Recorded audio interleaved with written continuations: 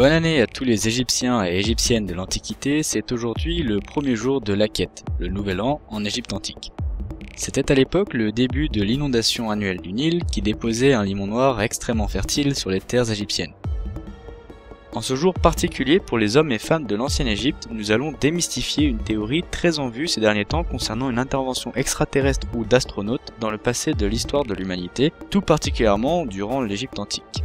Le but de cette vidéo n'est nullement de débattre de l'existence d'êtres venus d'ailleurs, mais simplement de traiter ce sujet historique sur la base des travaux existants, afin de permettre à tout un chacun de comprendre comment l'Égypte antique en est arrivée à l'âge des pyramides, sans avoir besoin d'une quelconque intervention venue du ciel dans tous les sens du terme. Traitant de ce sujet, de nombreux documentaires dont le but est très probablement de faire sensation plutôt que d'informer ont été diffusés sur internet ou sur des chaînes de télévision grand public telles que RMC Découverte ou History Channel. Beaucoup de ces documentaires, comme le documentaire La Révélation des pyramides et sa suite, sont reconnus par une majorité des archéologues, égyptologues et par les historiens en général comme étant des faux-documentaires, c'est-à-dire de faux documentaires. La critique s'appuie sur le fait que les documentaires présentent des intervenants pour majorité non initiés à la chose historique et d'autres présentés comme des scientifiques mais étant en réalité des journalistes ou des écrivains. Par conséquent, les détracteurs de ces documentaires pointent du doigt le manque de légitimité non seulement des intervenants, mais tout autant des arguments appuyant la théorie présentée.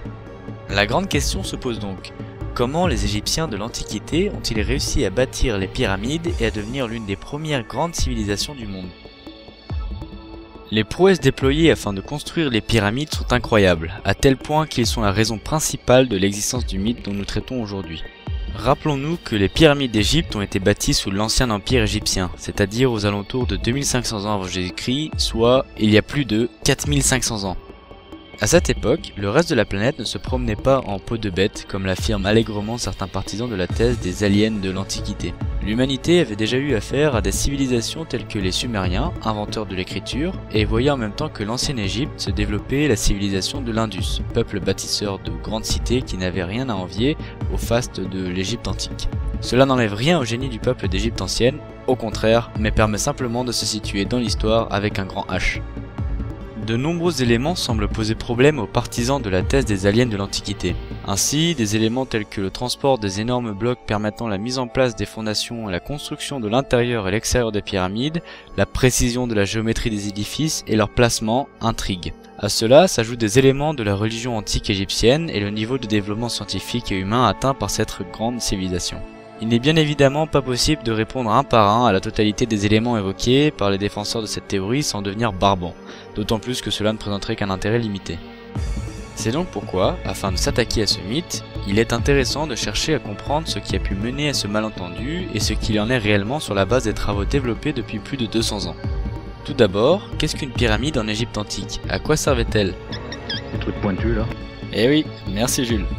Une pyramide est un monument funéraire d'Égypte antique servant de tombeau principalement aux pharaons, rois de l'ancienne Égypte considérés comme une incarnation divine sur terre, mais aussi dans une moindre mesure et de manière moins spectaculaire de tombeau pour les reines et les grands personnages de l'État.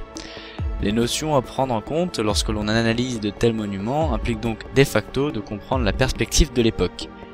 Il existe 3 éléments à traiter au regard du mythe dont nous traitons aujourd'hui. C'est en compagnie d'Imhotep que nous allons prendre le sujet non pas de profil, mais à bras le corps. À chaque point s'affichera à l'écran le chiffre en égyptien ancien, les chiffres de 1 à 10 s'écrivant avec un simple bâton, que j'accompagnerai de leur prononciation supposée.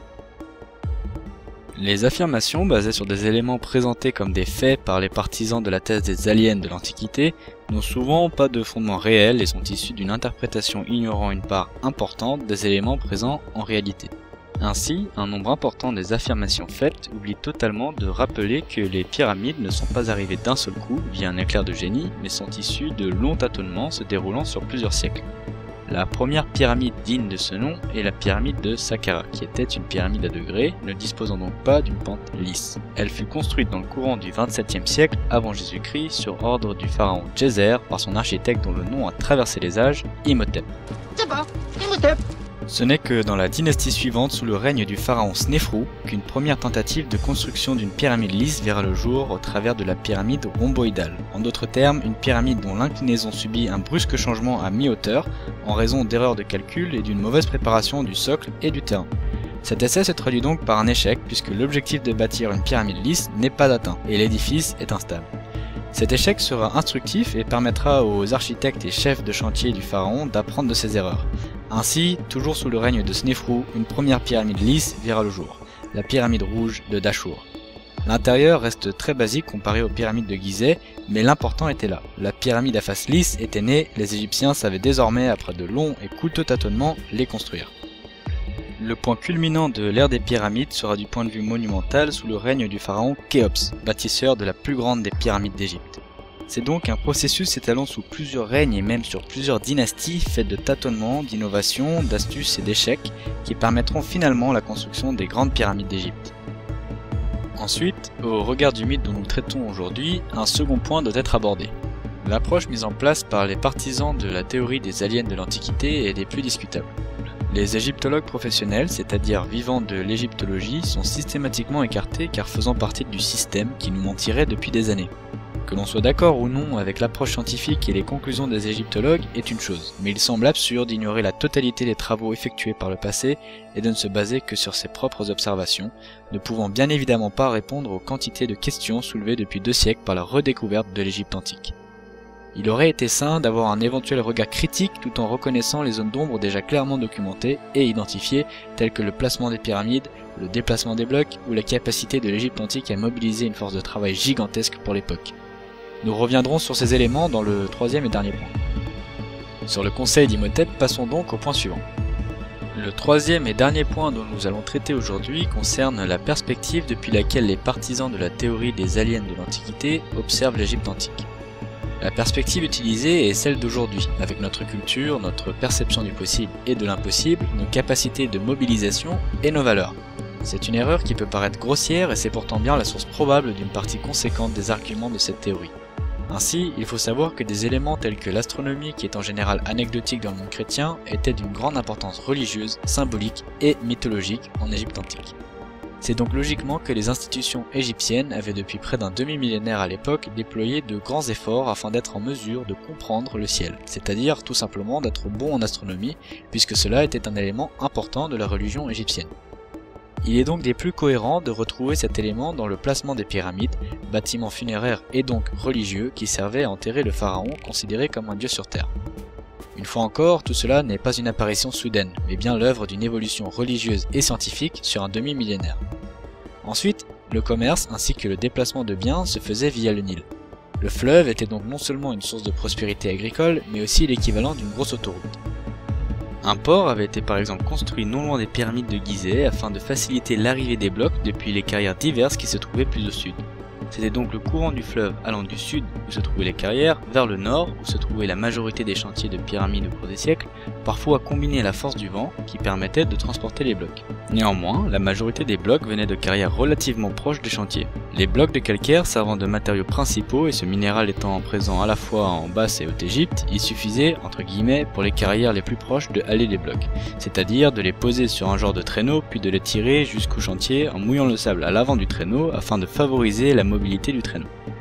Il existe d'autres hypothèses sérieuses au sujet de ces transports de blocs sur de plus courtes distances, mais l'idée était simplement de vous offrir la perspective actuellement admise par une majorité des égyptologues. Pour finir, il est important de se rendre compte que l'Égypte antique mobilisait une masse extrêmement importante d'ouvriers pour ses chantiers.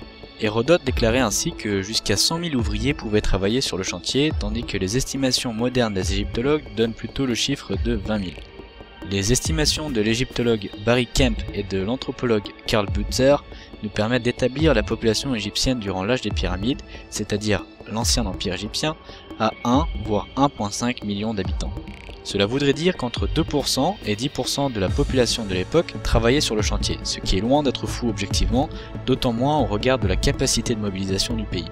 Cette capacité de mobilisation s'explique notamment du fait que la population qui vivait de l'agriculture, formant la masse populaire à l'époque, se retrouvait désœuvrée lors de la saison des crues et y voyait une excellente opportunité d'augmenter ses revenus puisque le travail était rémunéré en nourriture ou en biens.